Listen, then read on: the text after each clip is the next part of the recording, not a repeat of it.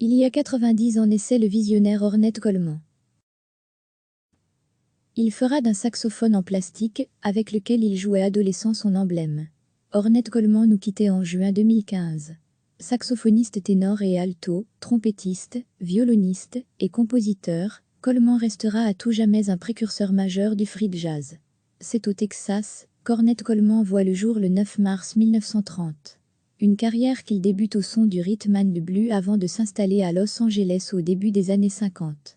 Ses partenaires de l'époque sont le batteur Ed Blackwell, les trompettistes Don Cherry et Bobby Bradford, le contrebassiste Charlie Haden et un peu plus tard, le pianiste Paul Bley. Dès 1958, ce sont les premiers enregistrements et concerts, ils diviseront le public. Le jazz se réinvente, de nouvelles manières de jouer, de composer, d'improviser voient le jour, le free jazz pointe le bout son nez. Un mouvement qui donnera d'ailleurs son nom à l'album paru en 1960 Free Jazz, à Collective Improvisation, considéré comme le premier album d'improvisation collective. Ornette Coleman s'entoure pour ce faire de deux quartets composés de Don Cherry, Scott LaFaro, Billy Higin, Eric Dolphy, Freddie Hubbard, Charlie Haden et Ed Blackwell. La pochette originale utilise partiellement le tableau italique de Jackson Pollock. Coleman se mettra ensuite au violon et la trompette, développera son concept d'harmolodie, avec l'album Ski of America en compagnie du London Symphony Orchestra, mais jouera également dans la formation Prime Team, avec notamment son fils Denardo à la batterie. Le pianiste belge Casimir Liberski a eu la chance de croiser la route du grand Ornette Coleman. Source d'inspiration, personnage généreux, drôle, Casimir revient sur cette rencontre au micro de Philippe Baron.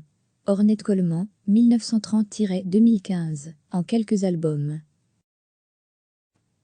Il fera d'un saxophone en plastique, avec lequel il jouait adolescent, son emblème. Ornette Coleman nous quittait en juin 2015. Saxophoniste ténor et alto, trompettiste, violoniste et compositeur, Coleman restera à tout jamais un précurseur majeur du free jazz. C'est au Texas qu'Ornette Coleman voit le jour le 9 mars 1930. Une carrière qu'il débute au son du rhythm and blues avant de s'installer à Los Angeles au début des années 50.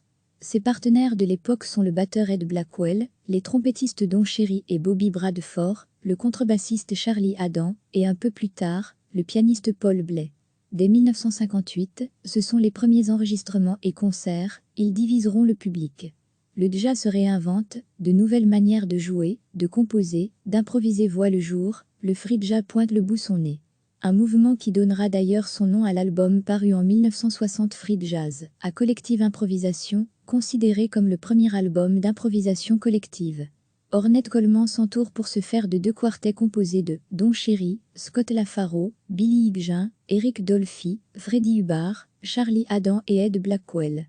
La pochette originale utilise partiellement le tableau italique de Jackson Pollock.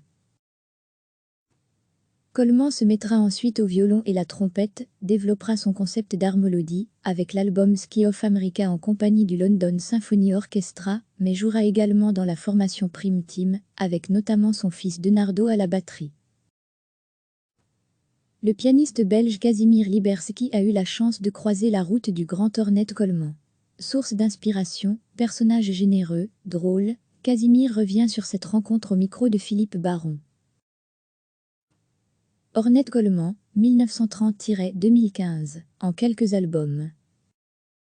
Cliquez sur s'abonner pour recevoir les dernières nouvelles.